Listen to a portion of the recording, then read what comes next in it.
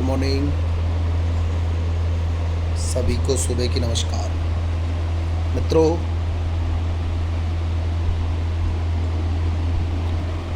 आपको ये जानकारी देना चाह रहा हूँ कि इतिहास में एक शब्द आता है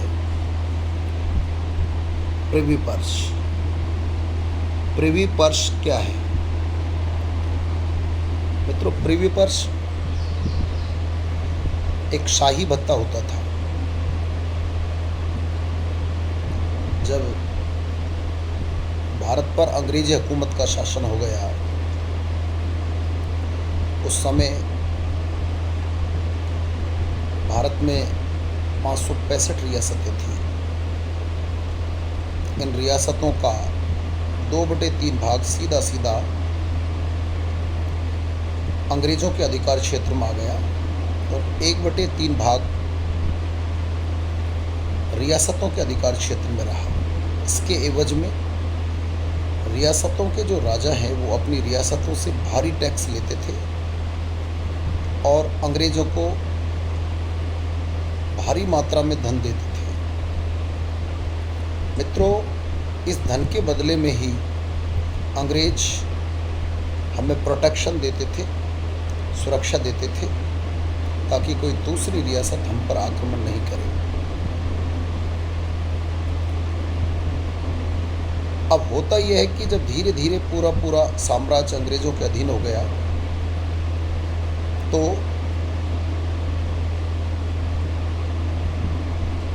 इन राजाओं को प्रिवी पर्स शाही भत्ते की आवश्यकता पड़ी। तो धारा 291 के तहत इन राजाओं को प्रिवी पर्स देना तय हुआ। मित्रों, प्रिवी पर्स में ये डिसाइड किया गया कि 20 लाख से 10 लाख से अधिक किसी को नहीं दिया जाएगा। लेकिन जैसा कि हमारा उदयपुर राज्य था, उसको अधिक दिया गया। तो आपको मैं यह जानकारी देना चाह रहा हूँ कि प्रिवी पर्स जो होता वो अधिकांश यानी कि मैक्सिमम जो होता था वो लगभग 10 लाख हो सकता था और मिनिमम 5,000 हो सकता था।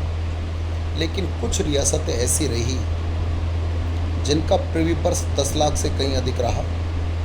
जैसे हिंदुस्तान में सबसे ज़्यादा प्रिवी पर्स जिस रियासत को दिया जाता था, शाही भत्ता जिस रियासत को दिया जाता था, वह रियासत मैसूर थी, जिसे 26 लाख प्रिवी पर्स दिया जाता था।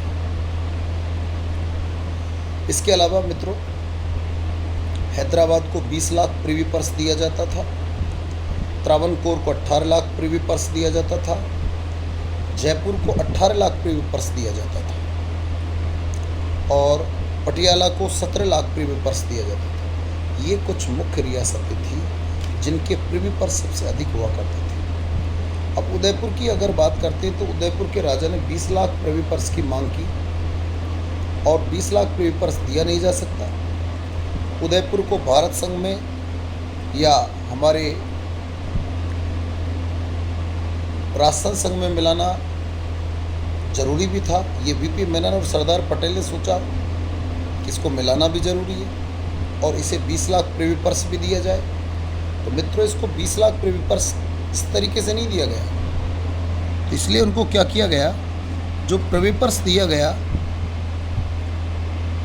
भोपाल सिंह को 20 लाख का, वो औपचारिक प्रिवी पर्स 10 लाख और राज प्रमुख के वेतन के रूप में 5 लाख और धार्मिक अनुदान के रूप में 5 लाख। इस तरीके से उदयपुर के जो महाराणा थे उन्हें यह प्रिवी पर्स 20 लाख तो दिया, लेकिन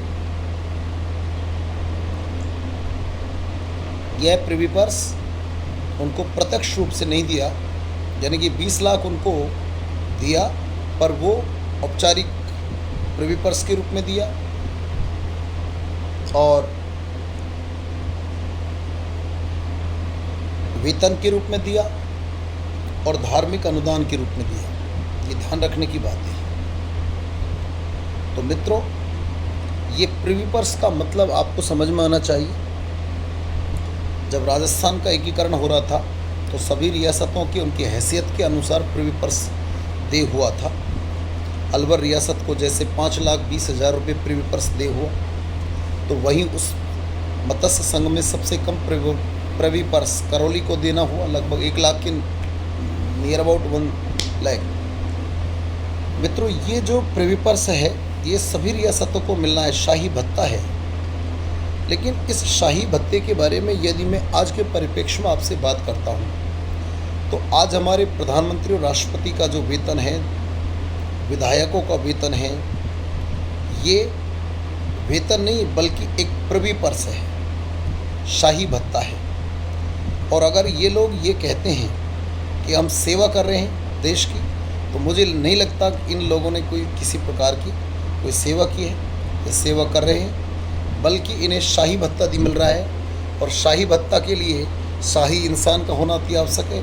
तो आप मित्रों ये अनुमान लगा सकते हैं कि प्रधानमंत्री और जितनी भी राजनीतिक पार्टियां हैं, उनके विधायक हैं, मंत्री हैं, प्राइम मिनिस्टर है, प्रेसिडेंट हैं, ये कोई जनसेवक नहीं बल्कि ये शाही वेतन लेने वाले लोग हैं। और इनका जो वेतन है राष्ट्रपति और प्रधानमंत्री का, आपको पता है कहाँ से मिलता है।